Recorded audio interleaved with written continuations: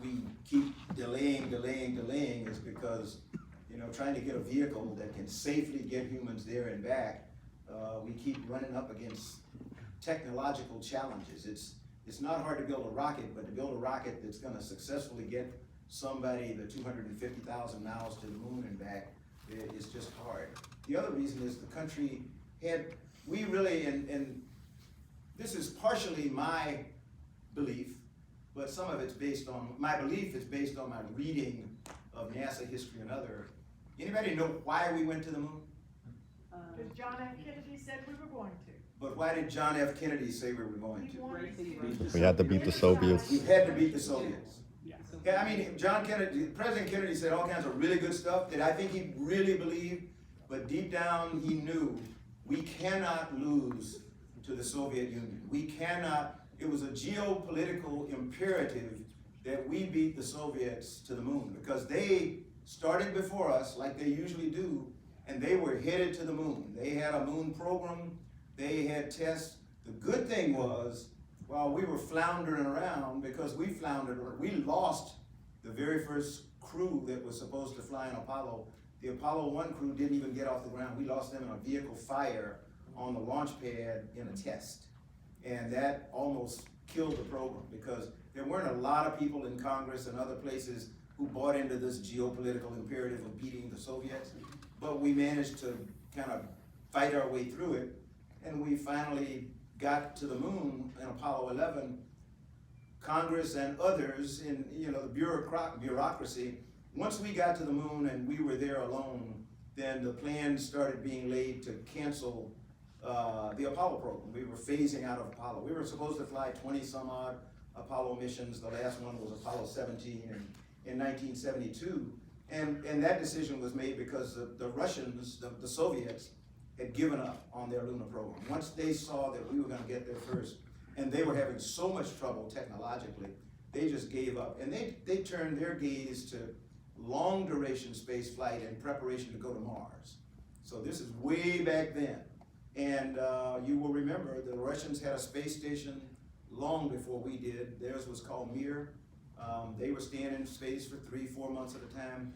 We got the shuttle after Apollo, and we were flying for a week at a time, and they were just living up there. So they were way ahead of us again, and we had to catch up again. So that's kind of the main reason we haven't been back, is because we had to convince ourselves that there was a real reason to go that wasn't just beating somebody. And that's the thing that worries me sometimes. Even my friend, the NASA administrator, Senator Nelson, will make a plea to people. He'll go to Congress or go to the American public and say, we can't let the Chinese get to the moon before we do. And I have to remind all my friends, impossible. We already been there. So no one will be first to the moon. We already did that, but we need to go back, and we need to go back with some persistence and stay to do research and to do other kinds of things. But eventually we need to get to Mars. And so that's what NASA's trying to do now. Do you have a take on the current Artemis project? I try not to criticize anybody, but Artemis is sort of, as I watch it, it's interesting because we have evolved, we've gone full circle. When I became the NASA administrator, we looked at a program called Constellation, which was the program of record at the time, that used 2 vehicles, had a smaller vehicle to carry the crew and a larger vehicle to carry payloads and everything. And that was because the administration at the time literally followed the guidance or the recommendations from the Columbia Accident Investigation Board. That board said, you should never put crew and cargo together on a spacecraft. Absolutely absurd, in my opinion. That's not why we lost the Challenger crew. That's not why we lost Columbia. We lost Columbia and Challenger because of the configuration that we chose. So,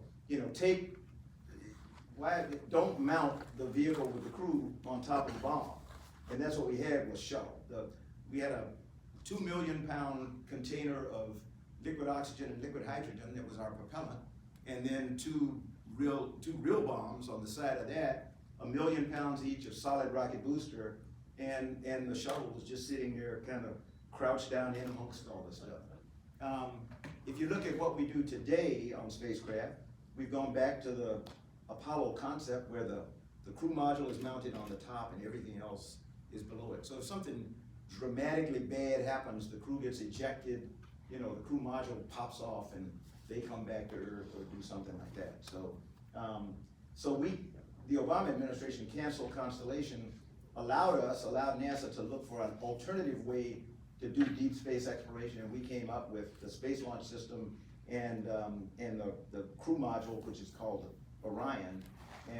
But now, as we've introduced the commercial sector, and they've chosen SpaceX to be the provider for the heavy lift, the concept now is something that we moved away from, which is multiple launches to get a crew to the moon. I think they're up to 11 or something like that, because they're gonna do one orbit refueling and a lot of other stuff that we just found didn't make a lot of sense, because it was too hard, for one thing. So, but that's where we're going right now. In concept, I still think it's the right thing to do.